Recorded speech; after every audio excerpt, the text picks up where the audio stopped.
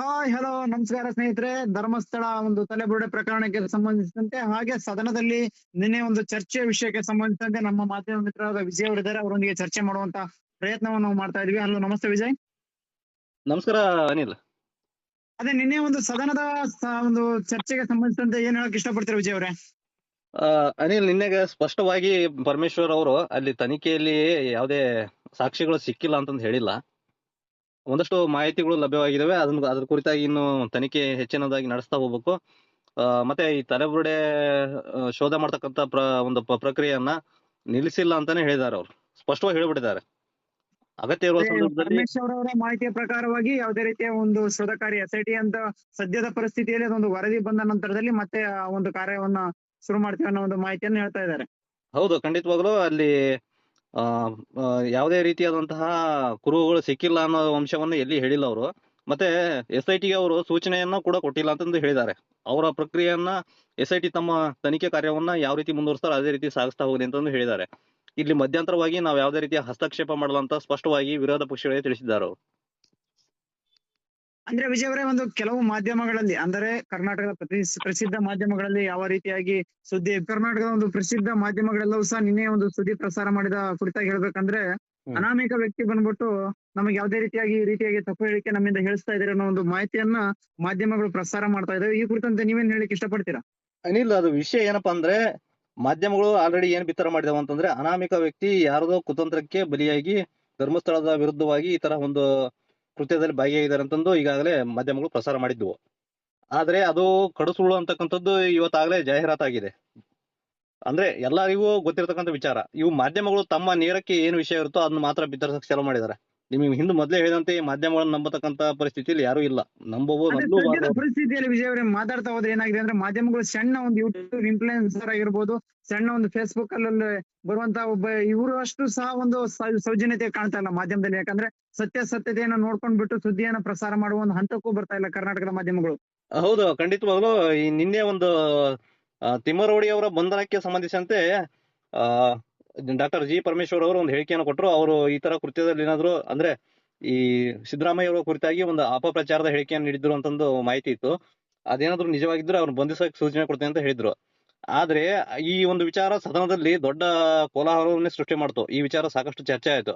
ಈ ಒಂದು ಸುಳ್ಳು ವಿಚಾರ ಏನಪ್ಪಾ ಅಂತಂದ್ರೆ, ಈ ತಿಮ್ಮರೋಡಿ ಅವರು ಕೊಟ್ಟಿರ್ತಕ್ಕಂಥ ಹೇಳಿಕೆ ಏನಿದೆ, ಇದನ್ನ ಹರೀಶ್ ಪೂಂಜಾ ಅವರು, ಶಾಸಕರಾಗಿರ್ತಕ್ಕಂಥ ಹರೀಶ್ ಪೂಂಜಾ ಅವರು ಮೊದಲೇ ಒಂದು ಬಾರಿಯ ಭಾಷಣದಲ್ಲಿ ಹೇಳಿರ್ತಕ್ಕಂಥದ್ದನ್ನ ಇವರು ಉಲ್ಲೇಖ ಮಾಡಿ ಹೇಳಿರ್ತಕ್ಕಂಥದ್ದು.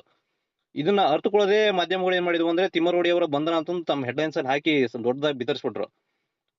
ಮತ್ತೆ ಇದು ಸದನದಲ್ಲಿ ಕೂಡ ಚರ್ಚೆ ಆಯ್ತು. ಈ ತರ ಸುಳ್ಳು ವಿಚಾರದ ಕುರಿತಾಗಿ ಸದನದ ಟೈಮ್ ಅನ್ನ ವೇಸ್ಟ್ ಮಾಡಿದಂತಹ ನಾಯಕರುಗಳಿಗೆ ಛೀಮಾರಿ ಹಾಕ್ಬೇಕು ನಾವು.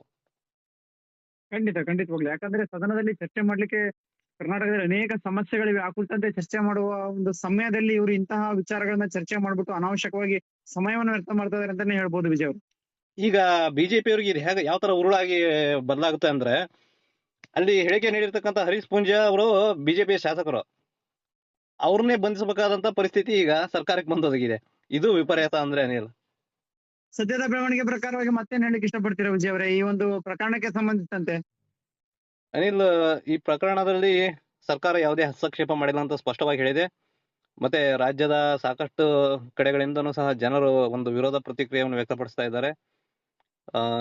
ಇದು ಹೀಗೆ ಸಾಗ್ತಾ ಹೋಗುತ್ತೆ. ಬಟ್ ಆದ್ರೆ ತನಿಖೆಗೆ ಇನ್ನೊಂದು ಸೋಷಿಯಲ್ ಮೀಡಿಯಾದಲ್ಲಿ ನೀವು ಎಲ್ಲರೂ ಸಹ ಒಂದು ಅಬ್ಸರ್ವೇಷನ್ ಮಾಡಿದ ಹಾಗೆ, ಬಿಜೆಪಿ ಅವರು ಏನಾಗಿದ್ದಾರೆ ಅಂದ್ರೆ ತಮ್ಮ ಒಂದು ಪೋಸ್ಟ್ ಖಾತೆಯಲ್ಲಿ ನೋಡ್ಬೋದು. ಹಾಗೆ ಒಂದು ಮುಖಂಡರ ಒಂದು ಖಾತೆಯಲ್ಲಿ ಏನಾಗಿದೆ ಅಂದ್ರೆ, ಬಿಜೆಪಿಯ ಒಂದು ಮುಖಂಡರುಗಳು ಧರ್ಮಸ್ಥಳ ಒಂದು ಚಲೋ ಕಾರ್ಯಕ್ರಮವನ್ನು ಮಾಡ್ಬಿಟ್ಟು ಅಲ್ಲಿ ಹೋಗಿ ಒಂದು ಧರ್ಮಸ್ಥಳದ ಧರ್ಮಾಧಿಕಾರಿಗಳು ಹಾಗೆ ಅವರ ಕುಟುಂಬದವರಿಗೆ ಒಂದು ಸನ್ಮಾನ ಮಾಡುವುದಾಗ್ಲಿ, ಕುಟುಂಬದೊಂದರಿಗೆ ನಾವು ಇದೀವನ್ನೋ ಒಂದು ಭರವಸೆ ನೀಡ್ತಾ ಇದ್ದಾರೆ.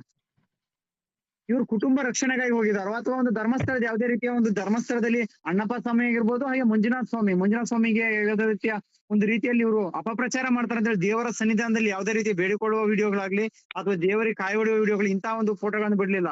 ಅಲ್ಲಿ ಹೋಗ್ಬಿಟ್ಟು ಒಂದು ಸದನದಲ್ಲಿ ಅಥವಾ ಒಂದು ತಾವಂದರ ಮನೆಯಲ್ಲಿ ಒಂದು ರೀತಿಯ ಉಪಚಾರಕ್ಕೆ ಹೋಗುವ ರೀತಿಯ ಒಂದು ಫೋಟೋಗಳನ್ನ ಎಲ್ಲಾ ಕಡೆ ವೈರಲ್ ಆಗ್ತದೆ. ಈ ಒಂದು ಚರ್ಚೆಗೂ ಸಹ ಒಂದು ವಿಷಯ ಗ್ರಾಸವಾಗ್ತಾ ಇದೆ. ಹೌದು ಅನಿಲ್, ಇದರಿಂದ ಲಾಭ ಪಡ್ಕೊಳ್ಳೋ ಪ್ರಯತ್ನವನ್ನ ಮಾಡ್ತಾ ಇದ್ದಾರೆ. ಬಟ್ ಇದರಿಂದ ಅವ್ರಿಗೆ ಲಾಭ ಸಿಗೋದಿಲ್ಲ. ಯಾಕಂತಂದ್ರೆ ದೊಡ್ಡ ಸಂಖ್ಯೆಯ ಜನ ಇವತ್ತಾಗಲೇ ಅಲ್ಲಿ ಪಾರದರ್ಶಕವಾದ ತನಿಖೆ ನಡೆಯಲಿ ಅನ್ನೋದಕ್ಕೆ ಸಮ್ಮತ ವ್ಯಕ್ತಪಡಿಸ್ತಾ ಇದ್ದಾರೆ. ಕೆಲವರು ಮಾತ್ರ ಯಾರ್ದೋ ಒತ್ತಾಯಕ್ಕೆ ಮತ್ತು ಬಲಾತ್ಕಾರಕ್ಕೆ ಒಳಗಾಗಿ ಆ ಈ ಒಂದು ಪ್ರತಿಭಟನೆಯಲ್ಲಿ ಭಾಗಿಯಾಗಿದ್ದಾರೆ ಹೊರತು ಮನಸ್ಸಾಕ್ಷಿಯಿಂದ ಭಾಗಿಯಾದಂತವ್ರ ಸಂಖ್ಯೆ ಬಹಳ ಕಡಿಮೆ ಇದೆ. ಅದೇ ಇಲ್ಲಿ ಏನಾಗಿದೆ ಅಂದ್ರೆ ಮಂಜುನಾಥ ಅಥವಾ ಅಣ್ಣಪ್ಪ ಸ್ವಾಮಿಗೆ ಕುರಿತಾಗಿ ಇವರು ಹೋಗಿರುವ ಹಾಗೆ ಸಾಧ್ಯ ಕಾಣ್ತಾ ಇಲ್ಲ. ಇವ್ರೇನಿದ್ರು ಈ ರೀತಿಯಾಗಿ ಒಂದು ಕುಟುಂಬದ ರಕ್ಷಣೆಗಾಗಿ ಹೋದ್ರು ಅನ್ನೋ ಒಂದು ಭಾವನೆ ಎಲ್ಲ ಒಂದು ಸಾಮಾನ್ಯವಾಗಿ ಎಲ್ಲರಲ್ಲೂ ಮೂಡ್ತಕ್ಕಂತ ಪ್ರಶ್ನೆ ಆಗಿದೆ ಈಗ. ಖಂಡಿತವಾಗ್ಲು ಇವರು ದೇವಸ್ಥಾನದ ಮತ್ತು ಹಿಂದೂ ಧಾರ್ಮಿಕ ಕ್ಷೇತ್ರ ಕೇಂದ್ರದ ಪರವಾಗಿ ಅಥವಾ ಅಲ್ಲಿಯ ಕಟ್ಟುಪಾಡುಗಳಲ್ಲಿ ಅನ್ಯಾಯ ಆಗುತ್ತೆ ಅಥವಾ ಅದರ ವಿರುದ್ಧ ಅಪಪ್ರಚಾರವಾಗುತ್ತೆ ಅನ್ನತಕ್ಕಂಥದ್ದನ್ನ ಮಾತಾಡ್ತಾ ಇಲ್ಲ ಯಾರೋ ಈಗ. ಈಗೇನಿದ್ರು ರಾಜಕೀಯವಾಗಿ ಮಾಧ್ಯಮಗಳು ಏನ್ ಬಿತ್ತರಿಸ್ತವೆ ಅನ್ನೋದಕ್ಕೆ ಪೂರಕವಾಗಿ ಮಾತ್ರ ಕೆಲಸ ಮಾಡ್ತಾ ಇದ್ದಾರೆ. ಅಂದ್ರೆ ಅಲ್ಲಿಂದ ಏನಾದ್ರು ಮಾಧ್ಯಮಗಳು ಹಿಂದೆ ಸರಿದ್ರೆ ಇವರು ವಿಚಾರಗಳನ್ನ ಯಾರು ಪ್ರಸ್ತಾಪ ಮಾಡಲ್ಲಪ್ಪ ಅಂತಂದ್ರೆ ಖಂಡಿತವಾಗ್ಲೂ ಅಲ್ಲಿ ಹೋಗೋದೇ ಇಲ್ಲ ಇವರು. ಯಾಕಂದ್ರೆ ಇವ್ರಿಗೆ ಬೇಕಾಗಿರ್ತಕ್ಕಂಥ ಪ್ರಚಾರ ಮತ್ತು ಮಾಧ್ಯಮಗಳಲ್ಲಿ ಇವ್ರನ್ನ ಹೈಲೈಟ್ ಆಗಿ ತೋರಿಸ್ಬೇಕು ಅನ್ನೋದು ಒಂದೇ ಒಂದು ಪ್ರಮುಖ ವಿಚಾರವಾಗಿರುತ್ತೆ. ಮುಖ್ಯವಾಗಿ ವಿಜಯ್ ಅವರೇ, ಈಗಿನ ಒಂದು ಸದ್ಯದ ಒಂದು ಪರಿಸ್ಥಿತಿ ನೋಡ್ತಾ ಇದ್ರೆ ಮಾಧ್ಯಮಗಳು ಯಾವ ಮಟ್ಟಕ್ಕೆ ಇಳಿದಿದಾವೆ ಅಂದ್ರೆ ಒಂದು TRP ಅನ್ನೇ ಒಂದು ಮುಖ್ಯ ಮಾನದಂಡವಾಗಿ ಮಾಡ್ಕೊಂಡ್ಬಿಟ್ಟು ಪ್ರತಿಯೊಂದು ಈ ಒಂದು ಧರ್ಮಸ್ಥಳ ಸೌಜನ್ಯ ಪ್ರಕರಣಕ್ಕೆ ಸಂಬಂಧಿಸಿದಂತೆ ಹಾಗೆ ದರ್ಶನ್ ಅವ್ರ ಕೇಸಿಗೆ ಸಂಬಂಧಿಸಿದಂತೆ ಮಾತಾಡ್ಬೇಕಂದ್ರೆ ಈಗ ಸದ್ಯದಲ್ಲಿ ದರ್ಶನ್ ಅವರ ಒಂದು ಪವಿತ್ರ ಗೌಡ ಅವರ ಒಂದು ಫೋಟೋ ಸಹ ವೈರಲ್ ಆಗುತ್ತೆ. ಈ ಎಲ್ಲ ಫೋಟೋಗಳು ಏನಂದ್ರೆ ಅದೊಂದು ರೀತಿಯ ಒಂದು ಹೈಕೋರ್ಟ್ ಒಂದು ಕೇಸ್ ಆಗ್ಬಿಟ್ಟು ಸುಪ್ರೀಂ ಕೋರ್ಟ್ ಅಲ್ಲಿ ಈ ಒಂದು ಪ್ರಕರಣ ದಾಖಲಾಗಿದೆ. ಆ ಹಂತದಲ್ಲಿ ಇರ್ಬೇಕಾದ್ರೆ ಆ ಒಂದು ಖಾಸಗಿ ಫೋಟೋಗಳು ಮಾಧ್ಯಮಗಳಿಗೆ ಯಾವ ಹಂತದಲ್ಲಿ ತಲುಪಿದವು, ಹಾಗೆ ಮಾಧ್ಯಮಗಳಿಗೆ ಈ ಪೊಲೀಸ್ ಇಲಾಖೆಯು ಸಹ